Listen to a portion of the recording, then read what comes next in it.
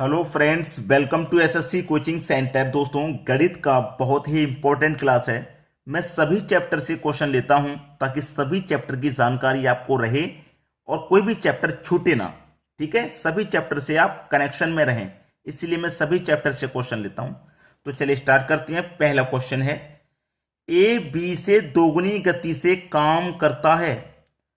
जो ए है वो बी से दोगुनी गति से काम करता है। बी अगर एक करेगा तो ए दोगुनी गति से कर रहा है, ये दो कर लेगा। इसका दोगुनी गति से कर रहा है ना, तो हमने इनका रेशियो बना लिया।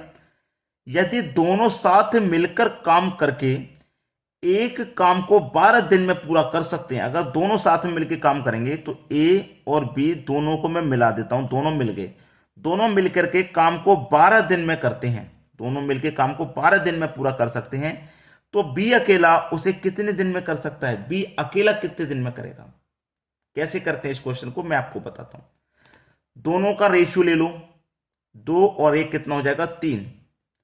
कितने दिन में कर रहे हैं काम को? 12 दिन में कर रहे हैं। पूछा किसका है? बी अकेला। तो बी का अकेले का रेशियो कितना है? 1 है ना, तो 1 से डिवाइड करना है। तो 1 से डिवाइड करो या मत करो, मान में कोई परिवर्तन नहीं आएगा। 12 का गुना 3 से कर दो, 36 दिन। ए अकेला जो है वो 36 दिन में कर पाएगा। ए अकेला 36 दिन में। सी ऑप्शन सही हो गया। अगर बी का अकेले का पूछ लेता, अकेले अगर बी का पूछ लेता, तो दोनों का रेशियो ऐड करेंगे, मैंने पहले ही बताया, 2 और 1 3। काम को कितने दिन में कर रहे हैं भैया? 12 दिन में कर रहे हैं दोनों मिलकर के। लेकिन अकेला बी कितने दिन में करेगा? तो बी का रेशियो कितना भाई? 2। 2 से कटा लो 6 बार में, 3 6 18। अगर बी अकेले करेगा तो 18 दिन में कर लेगा। अब देखना क्या कहा था क्वेश्चन में, ए बी से दोगुनी गति से काम करता है। दोगुनी गति से ए कर रहा था 36 दिन में, बी कर रहा है 18 दिन में, तो इसके आधे समय में कर लिया भाई। बी ने तो, ये एक ने क्या किया, बी का काम 1 था, वो 36 दिन में कर रहा है। ए का काम 2 है, वो 18 दिन में कर रहा है। तो हमसे यही तो कहा था कि ए बी से दोगुनी गति से काम कर रहा है। जो ए है वो बी से दोगुना है, यानी कि ए ने काम किया 18 दिन में, बी ने काम किया 36 दिन में। भाई बी ने 36 दिन में किया था, ए ने 18 दिन में कर लिया। क्यों कर लिया? क्योंकि इसकी कार्य करने की क्षमता जो है वो दोगुनी है। दोगुनी है। जितना काम ये 36 दिन में करेगा उतना ही काम ए 18 दिन में कर देगा, क्योंकि दोगुनी क्षमता से काम करता है ये। ठीक है, दोगुनी क्षमता से। बी से दोगुनी क्षमता है ए की, इसलिए इसने आधे समय में ही काम कर लिया। जितना काम बी ने 36 दिन में किया उतना ही काम उसने 18 दिन में कर लिया, क्योंकि उसकी कार्य करने की क्षमता दोगुनी है। सभी को समझ में आ गया? चलिए अब देखते हैं अगला क्वेश्चन। अगला प्रश्न है, पानी की एक टंकी ए और बी नलों द्वारा 5 मिनट और 6 मिनट में भरी जाती है। ए और बी द्वारा 5 मिनट और 6 मिनट में भरी जाती है। भरने वाले हैं ये, तो प्लस ले लेता हूं मैं, पॉजिटिव प्लस हो गया। ठीक है, प्लस पे भरी जाती है, जबकि नल सी उसे 8 मिनट में खाली कर देता है। एक सी नल है, एक नल है सी, ये खाली करने वाला इसलिए नेगेटिव ले लिया। ये 8 मिनट में खाली कर सकता है। यदि सभी नल एक साथ खोल दिए जाएं तो टंकी का 3/4 भाग भरने में कितना समय लगेगा? कितना भाग? 3/4 भाग भरने में कितना समय लगेगा, ये कहा है। पहले तो टंकी पता कर लो कितनी बड़ी है। टंकी को मैं पता करूंगा तो सबका एलसीएम लूंगा। 5 6 8 का एलसीएम हो जाएगा 120। 5 से कटाओ 120 को, 24 बार में कटेगा। 6 से कटाओ 120 को, 20 बार में कटेगा। 8 से कटाओ 120 को, 15 बार में ये कट जाएगा। ठीक है, कटने के बाद में अब देखिए, ये यहां पे हमने सबको काट लिया। 24 बार में गया, ये 20 बार में गया, और ये 15 बार में। ये भरने वाला है, ये भी भरने वाला है, लेकिन ये खाली करने वाला है। यानी कि ए भरने वाला है, ए 1 मिनट में 24 लीटर भर रहा है, बी 1 मिनट में 20 लीटर भर रहा है। दोनों मिलकर के 1 मिनट में कितना भरेंगे? 24 और 20 44 भर देंगे। और साथ के साथ 1 मिनट में खाली कितना हो जाएगा? साथ के साथ 1 मिनट में खाली हो जाएगा 15। ठीक है, खाली कितना हो जाएगा? साथ के साथ 1 मिनट में 15 खाली हो जाएगा। देखिए भरा कितना गया? 44, खाली हो गया 15। तो 1 मिनट में जो भरा जा रहा है वो 19 लीटर है। 1 मिनट में 19 लीटर भरा जा रहा है। देखिए थोड़ा सा ध्यान लगाते हैं, 19 नहीं 29 होगा। 24 और 20 44, 44 में 15 जाएगा 29, 29 होगा। यानी कि 1 मिनट में जो भरा रहा है वो 29। टोटल टंकी हमारी कितनी है? 120 की है।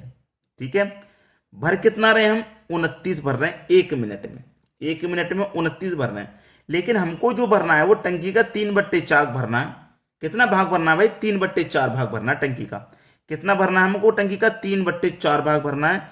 किसका भरना है? टंकी का। टंकी 120 है और हम 1 मिनट में कितना भर रहे हैं? 29 भर रहे हैं। ठीक है, यहां तक किसी को कोई दिक्कत नहीं।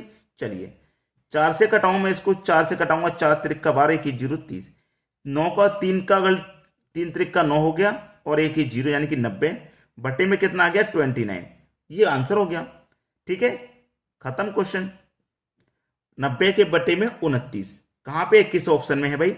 90 के बटे में 29 डी ऑप्शन में है। ये बिल्कुल सही हो गया भाई। 120 लीटर की टंकी है, 1 मिनट में 29 भरना, लेकिन ये थोड़ी ना भरना हमको तो 3/4 भाग भरना है टंकी का, यानी कि 120/29 का 3/4 भाग भरना है। इसलिए मल्टीप्लाई किया तो 4 से कटाया 30 बार में, 30 का 3 से गुना, 90 बटे में 29, तो 29/90 ये आपका सही जवाब हो गया। समझ में आ गया? चलिए अब देखेंगे अगला क्वेश्चन। अगला प्रश्न है, 2 पाइप एक टंकी को 15 एवं 12 घंटे में भर सकते हैं। 2 पाइप हैं ए और बी, ये नाम दे देता हूं दोनों को। ये 15 मिनट में भर रहा है, घंटे दे रखा है, और ये 12 घंटे में भर रहा है। ये भरने वाले हैं, दोनों पॉजिटिव हो गए। फिर कह रहा है जबकि एक तीसरा पाइप इसे 20 घंटों में खाली कर देता है। तीसरा पाइप जो से हम सी नाम दे देते हैं, ये खाली करने वाला खाली कर देते हैं। ये 20 घंटे में खाली कर सकता है। यदि टंकी खाली है, सभी पाइपों को खोल दिया जाता है, तो टंकी भर जाएगी। कितने समय में भर जाएगी टंकी? ये कह रहा है। पहले तो टंकी पता कर लो कितनी बड़ी है। कैसे पता करेंगे? सभी का एलसीएम लेके 12, 15 और 20 का एलसीएम ले लेंगे, ये हो जाएगा 60। 15 से कटा दो 60 को 4 बार में, 12 से कटाएंगे 5 बार में, 20 से कटाएंगे 3 बार में। ये भरने वाला है पॉजिटिव, ये भी भरने वाला है पॉजिटिव, ये खाली करने वाला है। यानी कि 1 घंटे में ए कितना भरेगा? 4, बी 1 घंटे में भरेगा 5, ये दोनों मिलकर के 1 घंटे में भरेंगे 9, और ये 3 साथ के साथ खाली करेगा, तो 9 में से 3 खाली हो जाएगा। इसका मतलब 1 घंटे में 6 लीटर ही भरा गया। 6 लीटर ही तो भरा गया। भरना कितना है हमको? टोटल 60। 1 घंटे में 6 लीटर भर रहे हैं, तो 60 कितने घंटे में भर जाएगा? 10 घंटे में भर जाएगा। बस प्रश्न खत्म। 10 घंटा आपका सही जवाब है, बी ऑप्शन। अब देखते हैं अगला क्वेश्चन। अगला क्वेश्चन है, कोई व्यापारी अपनी खाद्य वस्तु की कीमत को 10% कम करता है, 10% कम करता है, तो खाद्य वस्तु के मूल्य में कितने प्रतिशत वृद्धि करेगा कि उसके खाद्य मूल्य में कोई परिवर्तन ना हो? ऐसा क्वेश्चन कभी भी आ जाए, कभी भी, आसानी से हो जाएगा। 2 सेकंड लगेंगे बस। कैसे लगेंगे मैं आपको बता रहा हूं। कितने की कमी कर रहा है वो कमी कर रहा है 10 की। कोई भी चीज होती है अपने आप में 100% होती है। आप जानते हैं कितनी होती है? अपने आप में 100% होती है। 100 में से उसने 10 की कमी कर दी, तो बची कितनी? 90%। के लिए 100 से गुना कर दो भाई, खत्म हो गया क्वेश्चन। तो 0 से 0 गया, 9 से कटा दो, 9 1 कम 9, फिर 1 बचेगा 10, 9 1 कम 9 भाई। अब कितना बचेगा? 1 बचेगा, 1 ऊपर बट्टे में 9, 11.1/9%। बी ऑप्शन बिल्कुल सही हो गया।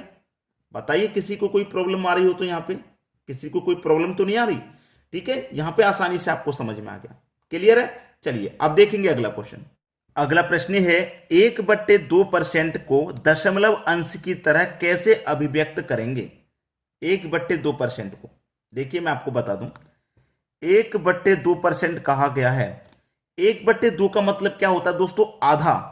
आधा होता है यानी कि हाफ। तो आधे को आप कैसे लिखते हैं? 0.5% लिख सकते हैं। 0.5% लिख सकते हैं कि नहीं? यहां 0 लगा दो, कोई बात नहीं। अब इसको क्या करना है हमें? दशमलव अंश की तरह कैसे व्यक्त करेंगे? दशमलव अंश की तरह तो देखना, ये परसेंट का मतलब बटे में 100 होता है। मैंने आपको बहुत बार बताया, परसेंट का मतलब बटे में 100 होता है कि नहीं? तो लिख लो भैया, ये क्या है? 0.5% का मतलब होता है बटे में 100। ठीक है, अब मैं यहां से अगर इस दशमलव को हटाऊंगा, तो दशमलव के बाद में एक संख्या है, तो बटे में 1 0 ऐड हो जाएगा। दशमलव की जितनी संख्या होती है उतने ही 0 नीचे ऐड हो जाते हैं। अब दशमलव हट गया तो ऊपर कितना बचा? 5 बचा। 5 से पहले 0 का कोई मूल्य नहीं है। बटे में कितना है? 1000 है। कितना? 1000। ठीक है, अब आप अच्छे से जानते हैं कि बटे में जब 1 2 3 0 हैं, तो 3 संख्या बाद दशमलव लग जाएगा, यानी कि 5 रहेगा। दूसरी संख्या ये हो गई। ठीक है, तीसरी संख्या ये हो गई। भाई 3 संख्या बाद दशमलव लगेगा ना, 1 2 3 संख्या बाद दशमलव लगेगा, यानी कि यहां पे दशमलव लगेगा। तो दशमलव में कैसे विभक्त करेंगे? बिल्कुल ऐसे ही विभक्त करेंगे। ठीक है, सी ऑप्शन बिल्कुल सही हो गया। स्टेप बाय स्टेप समझा रहा हूं, किसी को कोई दिक्कत नहीं होगी। क्लियर है? चलिए अब देखेंगे अगला क्वेश्चन। अगला प्रश्न है, यदि y का 40% x है तो x का कितना प्रतिशत y होगा? अच्छा क्वेश्चन है। देखिए उसने बोला है कि y का मतलब गुना 40%, परसेंट का मतलब बटे में 100, कितना है? x है, तो x का कितना परसेंट y होगा? भाई उसने बोला x का कितना परसेंट, नहीं पता कितना परसेंट, x का कितना परसेंट, x का कितना परसेंट नहीं पता कितना परसेंट, तो मान लेते हैं z परसेंट, कितना होगा? y होगा। उसने ये कह दिया। ठीक है, कोई दिक्कत किसी को नहीं होगी। अब देखिएगा यहां पे प्रश्न आसानी से सॉल्व हो जाते हैं। ऐसे क्वेश्चन कभी भी आए या तो रेशियो मेथड से उसे आप सॉल्व कर लीजिए। ठीक है, रेशियो मेथड क्या होता है मैं आपको बताता हूं। आपको क्या दिया गया यहाँ पे? 40%। तो 40% परसेंट का मतलब मैं बार बार बताता हूं कि बटे में 100 होता है। 20 से कटेगा 2 बार में, 20 से कटेगा ये 5 बार में, यानी कि 2/5 हो गया। कितना हो गया? 2 के बटे में 5 हो गया। अब x और y दो वैल्यू हैं, तो x की वैल्यू 2 हो जाएगी, y की वैल्यू 5 हो जाएगी। इस तरीके से किया जाता है। ठीक है, चलिए x रेशियो y, x की वैल्यू कितनी है? 2 है, y की वैल्यू कितनी निकल के आ गई? 5। ठीक है, y की वैल्यू कितनी निकल के आ गई? 5। अब यहां पे हमसे क्या पूछा है कि y का x का कितना परसेंट y होगा? x का कितना परसेंट y होगा? देखिए x का कितना प्रतिशत y होगा नहीं पता, प्रतिशत के लिए तो 100 से गुना करेंगे। x का कितना प्रतिशत y होगा नहीं पता, कितना प्रतिशत, तो 100% से मल्टीप्लाई करना ही करना है, ये बात आपको मालूम है। अब देखिए y का मान कितना भैया? 5 है, तो 5 रख दो, x का मान 2 है तो 2 रख दो, और प्रतिशत के लिए 100 से गुना कर देंगे। आप यहाँ पे कर देंगे कि नहीं? अब देखिए 2 से कटा दूंगा मैं 100 को, तो ये 50 बार में कट जाएगा। 50 का गुना 5 से करो तो 250%। बस खत्म क्वेश्चन। 250 यानी कि डी ऑप्शन सही हो गया। अगर मैं ये वाले मेथड से बताता तो आपको थोड़ा सा अधिक समय लग जाता, जो इजी मेथड है वही बताना चाहिए। तो ये तो आपको मालूम ही है कि 40% का मतलब बटे में 100 होता है, लिख लिया 2/5। एक्स की वैल्यू 2, वाई की वैल्यू 5, मैंने एक्स की वैल्यू 2, वाई की 5। अब एक्स का कितना परसेंट है भाई? भाई एक्स का कितना परसेंट है, जिसका पूछ रहा है उसे तो नीचे लिखेंगे, जो पूछ रहा है उसे ऊपर, और 100 से गुणा कर दो। ठीक है, आया समझ में? चलिए अब देखते हैं अगला क्वेश्चन। अगला क्वेश्चन है, यदि केले के मूल्य में 20% कमी होने पर 10 रुपए में 5 केले और मिल जाते हैं तो केले का मूल्य क्या था? अच्छा क्वेश्चन है भाई, बेहतरीन क्वेश्चन जिसे बोलते हैं। 20% कमी होने पर 10 रुपए में 5 केले और मिल जाते हैं। ठीक है, देखिए कमी कितने की हो गई? 20% की। 20% की कमी हो गई तो 10 रुपए में 5 केले और मिल गए। ठीक है, 10 रुपए में 5 केले और मिल गए। अब देखना, ये 20 है, गुने में 10 है, बटे में 5। ये जो प्रतिशत है इसका मतलब क्या होता है? बटे में 100। तो बटे में 100 यानी कि नीचे यहीं पे 100 आ जाएगा। ठीक है, तो देखिए 20 गुने 10, 5 का गुना 100 से हो जाएगा, तो ये कितना हो जाएगा भैया? 500। अब देखिए 0 से ये 0 गया, ये वाले 0 से ये वाला 0 गया, तो 2 के बटे में 5 बचा। कितना बचा? 2 के बटे में 5। क्लियर है? 2 के बटे में 5 बचा। अब 2 के बटे में 5 है, आंसर देखिए 30 पैसा, 50 पैसा, 40 पैसा, 60 पैसा, पैसे में आंसर पूछ रहा है। तो क्या करेंगे भैया? 100 से गुना कर देंगे, क्योंकि 1 रुपए में 100 पैसे होते हैं। प्रतिशत में होता तब भी 100 से गुना करते हैं, पैसे में बदलेंगे तब भी 100 से गुना करेंगे। 5 से कटा दो, ये 20 बार में कटेगा, 20 का गुना 2 से कर दो तो 40 पैसे आपका आंसर आ गया। 40 पैसे, सी ऑप्शन बिल्कुल सही जवाब हो गया। क्लियर है? चलिए अब देखेंगे अगला क्वेश्चन। अगला प्रश्न है, 100 और 199 के बीच दोनों छोड़कर पूर्ण वर्ग की संख्या कितनी होगी? 100 और 199 के बीच में पूछ रहा है और इन दोनों को छोड़ देना है, यानी 100 को भी छोड़ देना है और 199 को भी छोड़ देना है। इनके बीच में पूर्ण वर्ग संख्या कितनी है? ठीक है, 100 के बाद में जो पूर्ण वर्ग बनता है, देखिए 100 और 199 उसने दिया, लेकिन ये दोनों संख्या छोड़ देनी है। तो 100 के बाद में जो पूर्ण वर्ग बनता है वो होता है 11 का, जो कि 121 होता है।